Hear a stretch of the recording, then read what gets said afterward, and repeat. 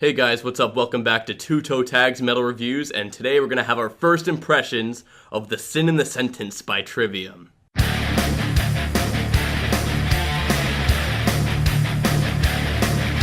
So, I'm not too familiar with Trivium's discography. I remember I listened to them a while ago. I checked out some of their stuff, but they weren't really gripping me very tightly. I felt that, I could just put them on, and, nothing really stood out and wowed me previously, but I'm going to come at this album with an open mind.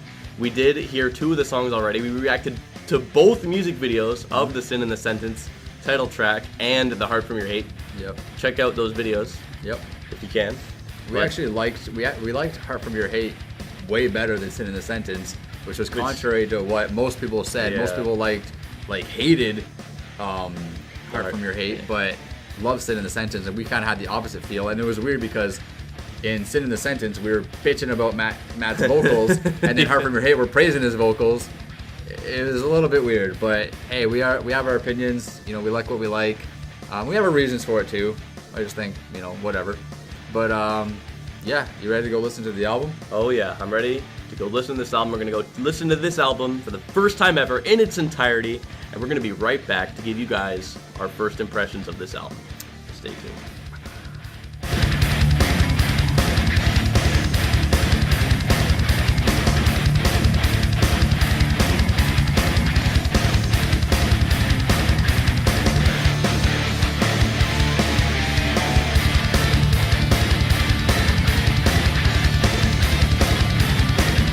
Alright guys, welcome back.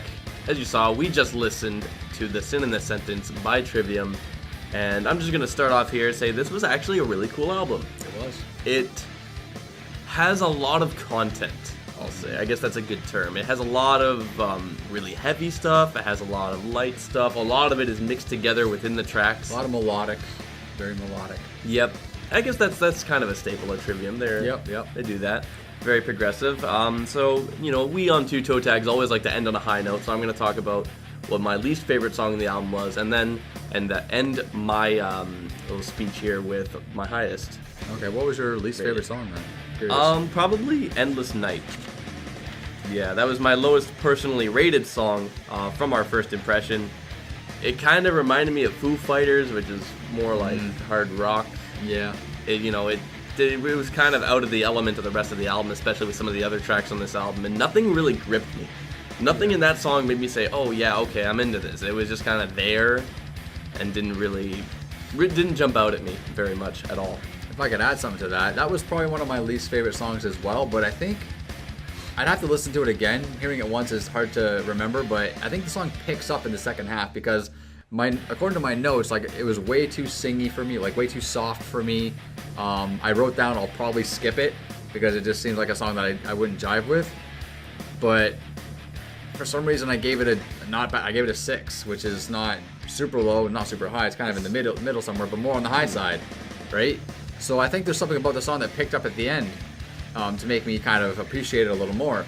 But I also wrote down that I think that this song will be a fan favorite because it always seems to be the softest, most clean vocal type of songs that are my least favorite on an album that fans tend to gravitate towards. Well, if you look at the large response that there was to a song like The Heart From Your Hate, you could say that it's completely opposite from how you feel. Because a lot of people didn't like that song, and more people liked the title track. That's true. Based on our comments anyway. Yeah.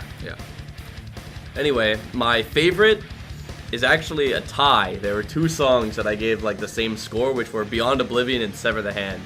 These songs are slammers. Yeah. Holy shit. The musicianship on these songs, and even the whole album, is incredible. They go in hard. They're just so powerful, both of these songs. Alex Bent on the drums. Wicked. Dude. Amazing finesse. job. Cymbal finesse. And the double bass, super fast. He does a lot of cool stuff, man. He's got some chops. Yeah, that's for sure. Jesus. That was one of my main notes on a lot of these songs, that Alex Bent did a fantastic job. Yeah. But one thing I really liked about Sever the Hand, that is a good example of a song that has a lot of content.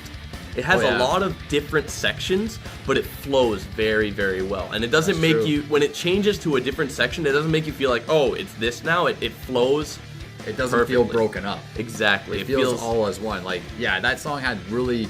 The sections were vastly different, too. Like, it started off, like, kind of on a typical kind of groove and stuff like that. Then it just went really super thrashy during the middle. And then all of a sudden it, like, breaks down to this, like... the whole tone changed. It got super low, super dirty, and did that for, like, a few bars. And then it picks back up again to that thrashy stuff. It was freaking cool. The guitars were harmonizing amazing. Cool solo. It was pretty cool. I got a bit of Metallica vibes from that song too. I know Trivium's a big fan of Metallica. They get a lot of influence from Metallica. I hear a lot of Metallica in Trivium when I listen to them. I always have. You can tell where their influences come from. But in this song specifically, there's a double bass pattern that's, I don't want to say, based on my memory, I don't want to say it's exactly like the double bass pattern in 1, but it is very similar. I'm pretty sure it's very similar. All right. And I wanted to also mention that, like I just said, Sever the Hand has a lot of content and it flows very well. Contrasting with Beauty and the Sorrow, I felt it was similar in its composition where there's a lot of different sections. It just did not flow as well. That's true. I agree with that. It felt really broken up. It felt like, oh, it's this now. It pretty much did everything Sever the Hand was trying to do, but didn't really do it nearly as well. Although the tone of the song is completely different. Not saying that they're the same song, just saying that they had the same kind of framework. It didn't flow. If I can add to that though, Beauty and the Sorrow, I think, had one of the best riffs on the album, had one of the best solos on the album, at least up until that point, and had one of the best breakdowns on the album as well.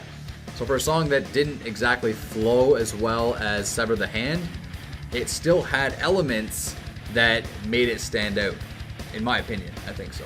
Interesting. Yeah. So what would you like to say was your best and worst songs? Well, Sever the Hand was one of my highest rated as well, and Beyond Oblivion, second track, like you mentioned, both those songs were also my highest rated. I think that goes without saying. Both those songs just are amazing. My lowest rated song was the third track, Other Worlds. I feel like this song, not that it was a horrible song, but I think it was misplaced on the album. I feel like it would have been better as a last song, because I feel like the first song and the second song were like really, really good. Set an awesome tone for the album, got the hype, got the adrenaline going, all that stuff. And then all of a sudden Other Worlds comes on and it just toned it down way too much. Super soft, some decent grooves. Didn't like the chorus, the soft vocals. I'm not a huge fan of that type of stuff. I can tolerate it, but just to go from Beyond Oblivion to what Other Worlds presented was too much drastic of a change. And that kind of made it harder for me to get that momentum back for the rest of the album. So I started scoring more songs a little lower, and then finally you get to track 8, Sever the Hand, and I'm back up there again. Like, yes, this song now is redeeming the album. And so I think when I listen to the album more, I'm either going to maybe skip Other Worlds or maybe put it at the end of the list or something like that, because I feel like the placement of that song on the album hurt the album in a way. But it's gonna see, the test of time is gonna determine that. Maybe if I listen to it some more, maybe I'll learn to appreciate it a little more. I don't know. But yeah, that's my lowest rated song. But other than that, man, I really like this first impression. The drums were great, like we talked about. There's a lot of vocal experimentation on this album. Some good, some bad. Hoping, obviously, that the stuff that I thought was a little raunchy does grow on me. Don't know, it may or may not. The guitar work I thought was a little underwhelming. Usually with Trivium, I expect to be blown away by guitar. Like, there's a certain parts that were okay, but I feel like there was a lot of missed opportunities when it came to solo work, where like they had a lot of chances to really do some fancy and really intricate things, and I feel like they just either lazied out or took the easy road or just weren't creative enough to really get me and make me go wow. Yeah, in a track like Thrown Into the Fire, which is the last track, the guitar near the end does this thing. You were saying it sounded like a cat meowing. I said a cat drowning. Or a cat drowning. It did sound like a cat drowning. And it's, kind of cool when you hear it at first. It's a cool sound. It drags on for way too long, in my opinion. Yeah, and it just kept going and going. I also didn't say that as a bad thing. I wasn't trying to say it as a negative. It was more just like a comical type of comment. Yeah, I mean, but it did sound like I'm picturing a cat drowning when that's happening. I still like it. It's still a cool sound. Yeah, right? It is a cool sound, but I think it drags on too much. Yeah. Anyway, that's all there is here for our first impressions of The Sin in the Sentence by Trivium, guys. Remember to like, comment, favorite, and subscribe for more. because we'll be back in 1 week. We're going to both listen to this album non-stop for an entire week, and we're going to be back with our final review of this album. I'm TV Fish. I'm Vile Self. We'll see you guys later. Bye-bye.